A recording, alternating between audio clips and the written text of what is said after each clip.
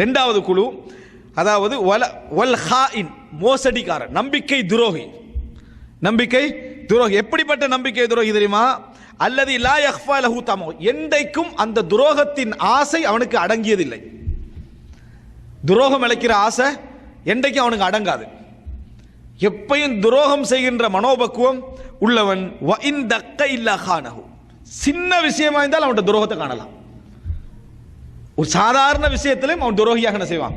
நம்பிக்கை மோசடிக்காரனாக இருப்பான். இவன் தான் ரெண்டாவது குழு, நரகத்துக்கு போகக்கூடிய இரண்டாவது ஆள். ரசூல் ஸல்லல்லாஹு அலைஹி வஸல்லம் அவங்க சொல்றாங்க, வரஜுலுன், இன்னொரு மனிதர், லா யுஸ்பிஹு வலா யும்சி இல்லா வஹுவ யுஹாதிஉக அன் அஹ்லிக வ மாலிக். இவன் அடுத்து அதே தான், ஆனா வேற வகையில் ரசூலுல்லாஹ் சொல்றாங்க. என்ன?